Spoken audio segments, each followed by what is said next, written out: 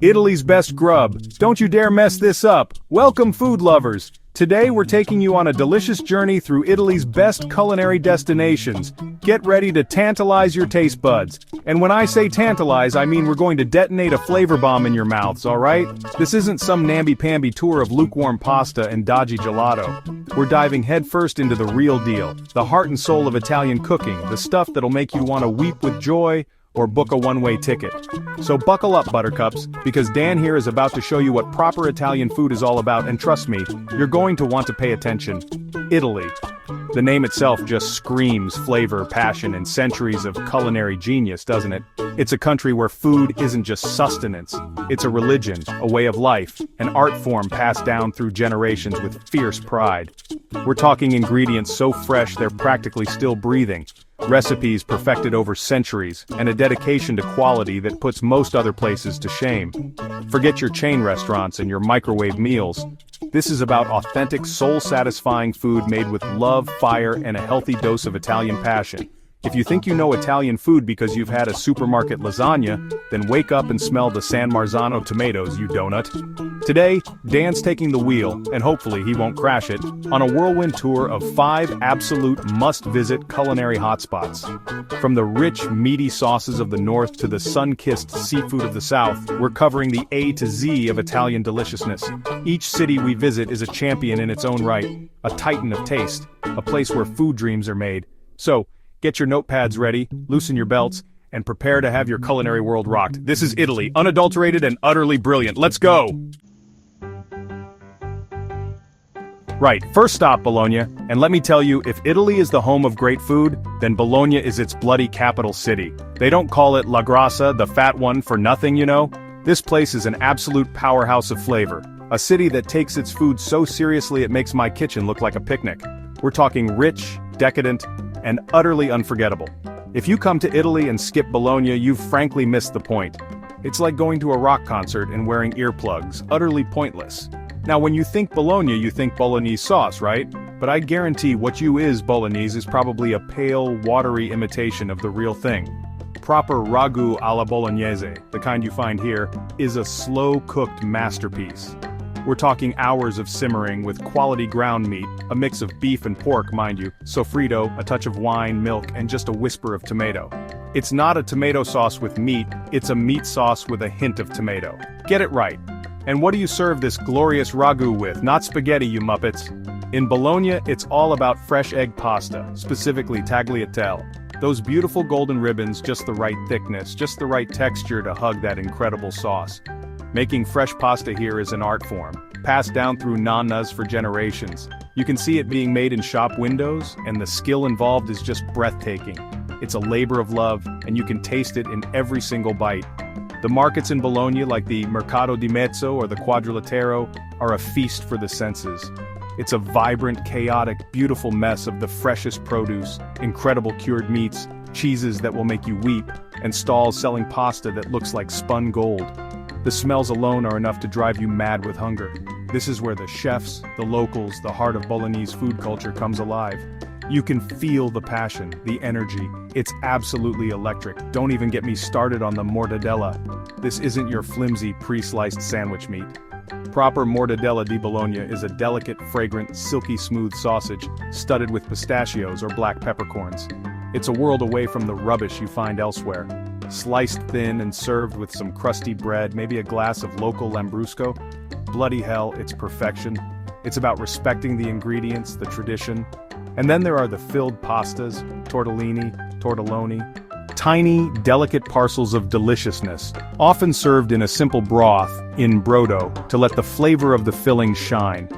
The precision and care that goes into making each one is astounding. These aren't churned out by some bloody machine. They're crafted by hand, each one a little pocket of joy. It's about patience and dedication, something sorely lacking in today's fast food world. You need to understand the food in Bologna is rich, yes, but it's not just about heaviness. It's about depth of flavor, about using incredible ingredients and letting them speak for themselves. It's about techniques honed over centuries. It's honest, it's robust, and it's unapologetically indulgent. This is food that comforts you, that nourishes your soul, not just your stomach. Forget your calorie counting for a day, and just dive in. When you sit down for a meal in Bologna, you're not just eating, you're participating in a tradition.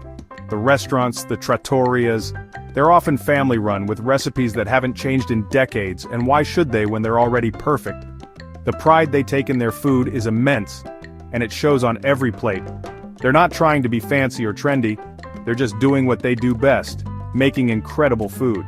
The key here, as with all great Italian cooking, is the quality of the raw materials. The tomatoes taste of sunshine, the pork is rich and flavorful, the flour for the pasta is milled to perfection.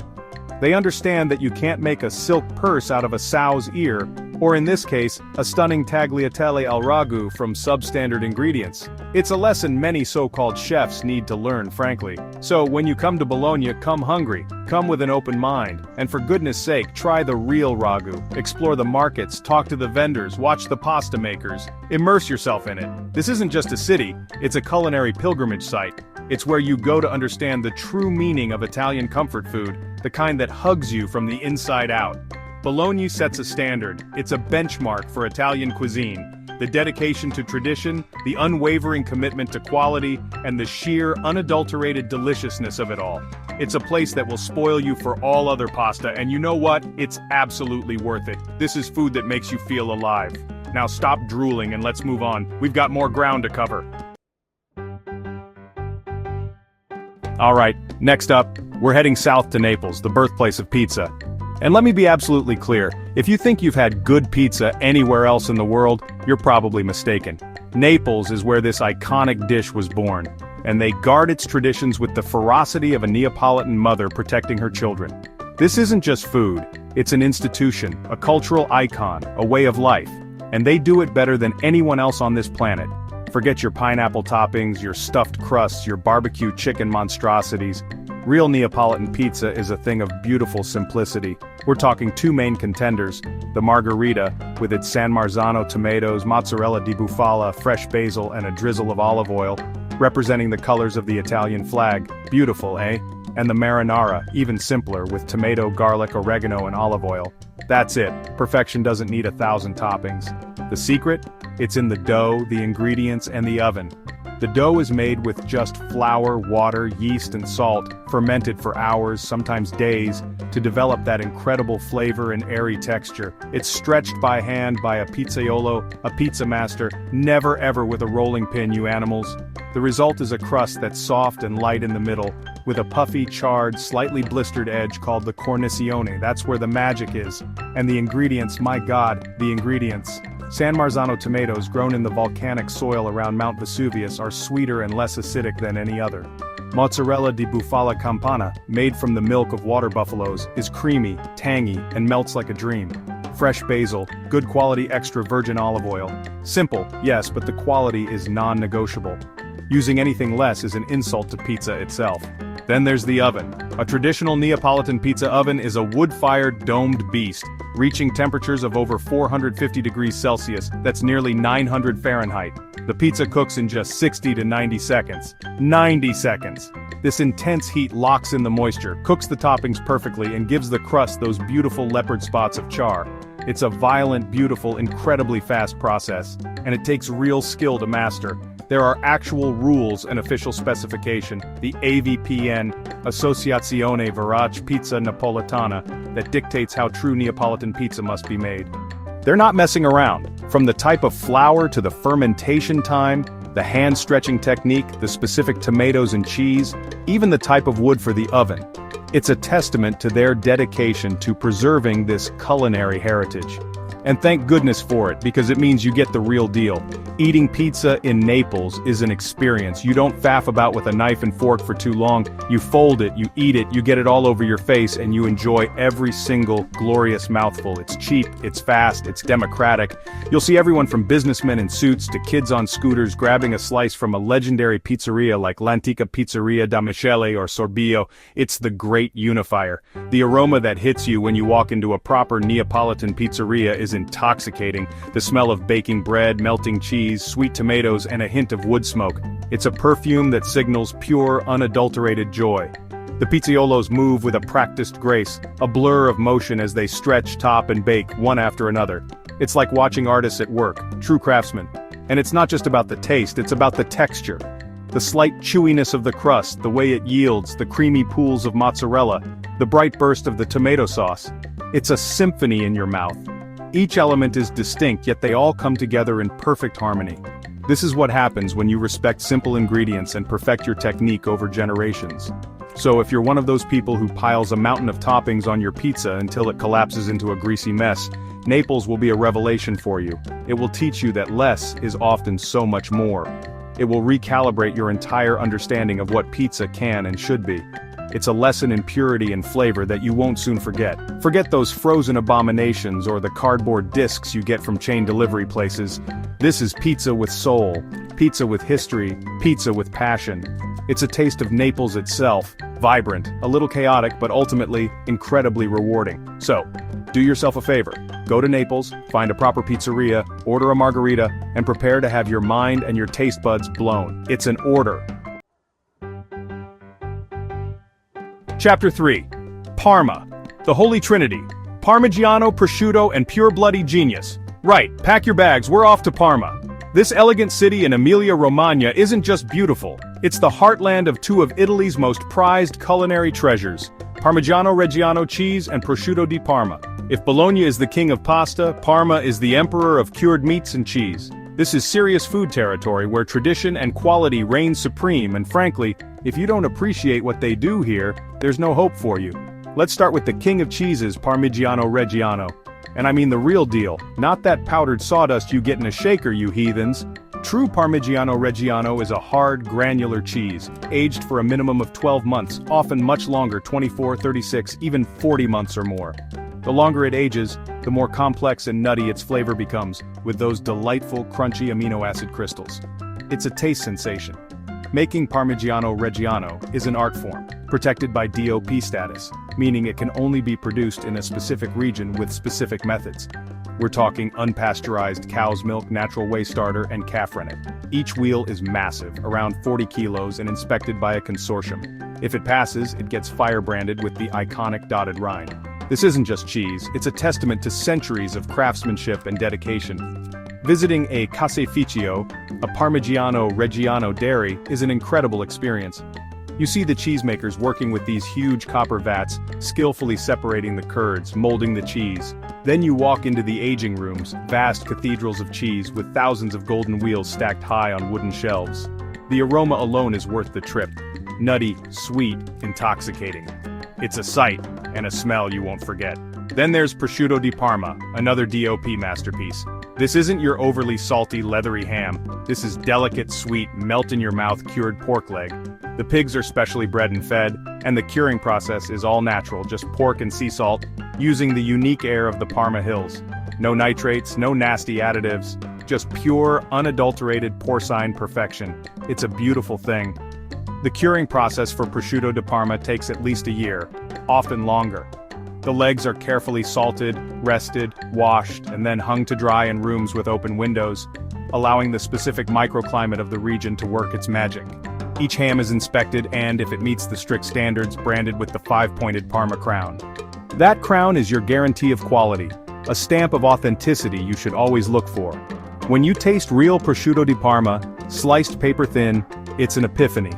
The sweetness of the meat, the delicate marbling of fat that just dissolves on your tongue, the subtle, salty finish, it's exquisite. Served simply with melon or figs or wrapped around grissini, it's one of life's great pleasures. Don't you dare cook it into a bloody carbonara and ruin its delicate flavor. And Parma doesn't just stop at these two giants. There's also culatello di zibello, perhaps an even more prized salumi, made from the muscular part of the pig's hind leg, cured in a pig's bladder in the foggy, humid conditions near the Po River. It's intensely flavored, incredibly tender, and fiendishly expensive. But oh my, what a treat. It's the kind of food that makes you close your eyes and just savor the moment. The entire region of Emilia-Romagna, where Parma sits, is a food lover's paradise. It's known as Italy's food valley for a reason. Beyond the cheese and ham, you've got incredible balsamic vinegar from nearby Modena, delicious pastas like annolini and tortelli d'erbetta. It's a place where people live and breathe good food, where every meal is an occasion. When you're in Parma, take the time to visit the producers. Go to a prosciuttificio, see the hams hanging. Go to a caseificio, Taste the cheese at different ages. It gives you such a profound appreciation for the skill, the patience, and the passion that goes into creating these world-class products. It's a connection to the land, to tradition, to the very soul of Italian gastronomy. This isn't about fancy, complicated cooking. It's about the pursuit of perfection in simplicity. It's about taking the best raw ingredients and, through time-honored techniques, transforming them into something truly extraordinary. The people of Parma understand this implicitly. They are custodians of a priceless culinary heritage, and they take that responsibility very, very seriously.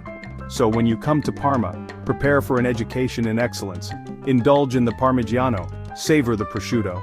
Understand that these aren't just brand names, they are symbols of quality, of tradition, of a deep love for food.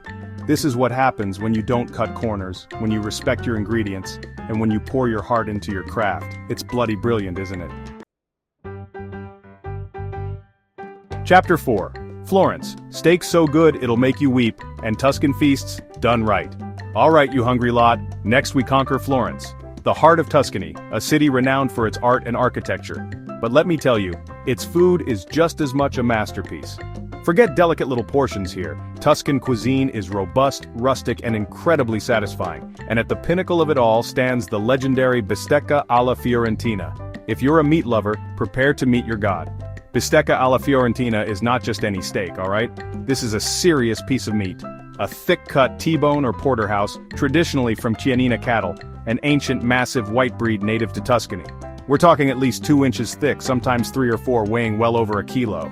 This isn't a steak for one person unless you're a greedy bugger or haven't eaten in a week. It's a sharing experience, a celebration of prime beef. And how is it cooked? Simply.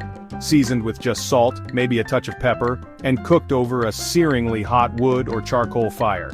The outside gets a beautiful dark crust, while the inside remains incredibly rare, practically blue. And don't you dare ask for it well done. They'll either laugh you out of the restaurant or, quite rightly, refuse to cook it for you. This steak is meant to be eaten rare, to appreciate the quality and flavor of the meat. The flavor of a true bistecca alla Fiorentina is immense. The Chianina beef is lean but incredibly flavorful, with a distinct, almost gamey taste. The smokiness from the grill, the perfectly seasoned crust, the tender, juicy interior. It's a carnivore's dream. Served with a drizzle of good Tuscan olive oil and maybe some cannellini beans or roasted potatoes, it's a meal you will never ever forget. It's primal, it's powerful, it's perfect. But Florence and Tuscany offer so much more than just steak. Their cuisine is rooted in cucina povera, peasant cooking, which means making the most of simple seasonal ingredients. Think hearty soups like ribollita, a thick vegetable and bread soup that's even better reheated the next day, or papa al pomodoro, a comforting tomato and bread soup. They knew how to make humble ingredients sing, these Tuscans. Bread is fundamental to Tuscan cooking. Their unsalted bread, which might seem bland on its own, is the perfect vehicle for soaking up sauces. For making crostini topped with chicken liver pâté. Crostini Toscani, don't knock it till you've tried it. Or for adding substance to soups. Nothing goes to waste. And the bread is a testament to that resourceful, delicious philosophy. It makes perfect sense when you taste it in context. And then there are the pastas, like pappardelle al cinghiale wide ribbon pasta with a rich wild boar ragu, or simple dishes that showcase incredible local produce like fagioli all'uccelletto cannellini beans cooked with tomatoes, garlic, and sage. It's all about flavor, about honesty, about letting the ingredients shine without too much fuss or pointless garnish. This is food with integrity. You must experience a meal in a traditional Florentine trattoria. These are often bustling, unpretentious places, sometimes hidden down narrow alleyways where the focus is squarely on the food.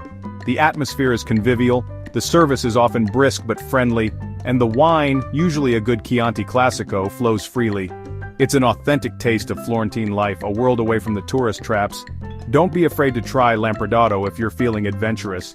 It's a Florentine street food classic, a sandwich made from the fourth stomach of a cow, slow-cooked in broth and served in a bun, often with a spicy green sauce or a hot chili sauce. It sounds challenging, I know, but it's incredibly flavorful and a true local specialty. Show some guts, literally. The beauty of Tuscan cuisine lies in its seasonality. In autumn, you'll find mushrooms, chestnuts, and game. In spring, fresh artichokes and asparagus. They cook with what's best at that moment, which means the food is always vibrant and packed with flavor. It's a direct connection to the fertile Tuscan countryside that surrounds the city. So when you come to Florence, yes, marvel at the Duomo, gaze at Michelangelo's David, but then find a good trattoria, order that magnificent bistecca, try the ribollita, sip on some Chianti, and understand that the culinary arts here are just as profound as the fine arts. It's a city that feeds your soul as well as your stomach. Just remember, rare steak or get out. Chapter 5. Sicily. Explosions of flavor from the sea to sweet bloody heaven. Our final stop, you lucky people, is the magnificent island of Sicily. This isn't just Italy, it's a world of its own, a crossroads of cultures, Greek, Arab, Norman, Spanish, and all those influences have simmered together to create a cuisine that is absolutely explosive, vibrant, and utterly unique. Get ready for a riot of flavors, from the freshest seafood to street food that'll knock your socks off and sweets that are pure, unadulterated bliss. Sicilian cuisine is a dazzling tapestry woven with the freshest local ingredients. Being an island, seafood is king. Think pasta con la sarde, pasta with sardines, wild fennel, pine nuts, and raisins. A sweet, savory, aromatic masterpiece that perfectly captures the essence of Sicily. Or grilled swordfish, fresh tuna, succulent red prawns.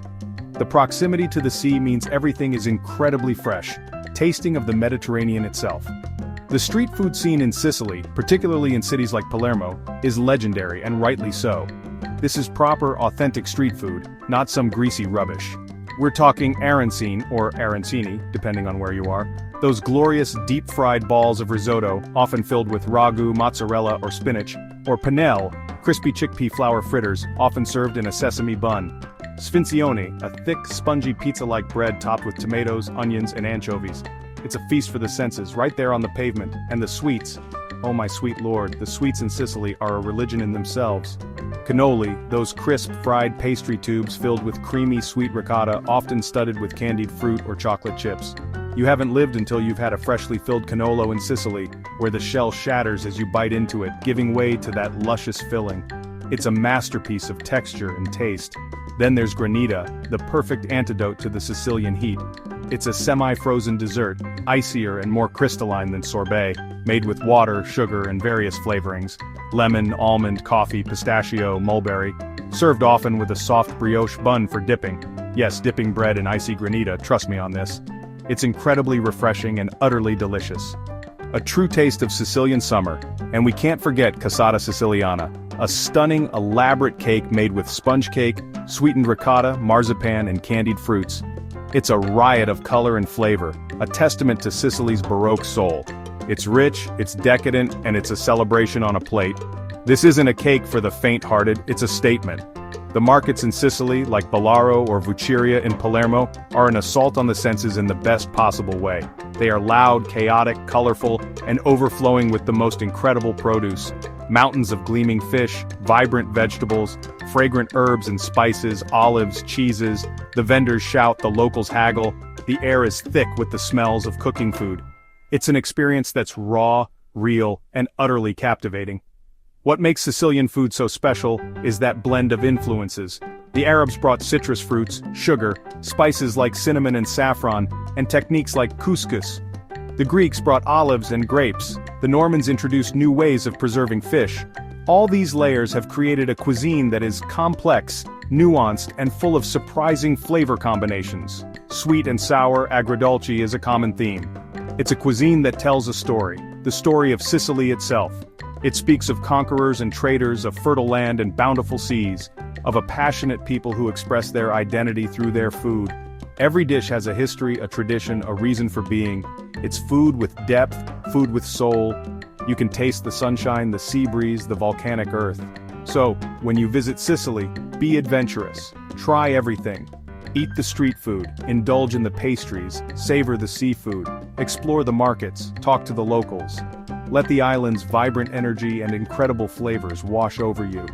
This is a place where food is not just sustenance, it's joy, it's celebration, it's life itself. From the savory delights of caponata, a sweet and sour eggplant relish, to the simple perfection of pasta alla norma with tomatoes, fried eggplant, and salted ricotta, Sicily offers a culinary journey unlike any other. It's bold, it's bright, and it's bloody unforgettable. It's the perfect, explosive finale to any Italian food adventure. Don't just visit, devour it. Outro right, that's your lot. Now get out there and eat, you magnificent bastards. That's it for our culinary tour of Italy. Which of these delicious destinations are you adding to your travel list? Let us know in the comments below. Honestly, from the rich ragu of Bologna to the perfect pizza of Naples, the heavenly hams and cheeses of Parma, Florence's epic steak, and Sicily's flavor bombs, if you're not already booking a flight, what on earth are you waiting for? This isn't just a holiday, it's an education, a pilgrimage for anyone who truly loves food. Dan's shown you the path, now walk it.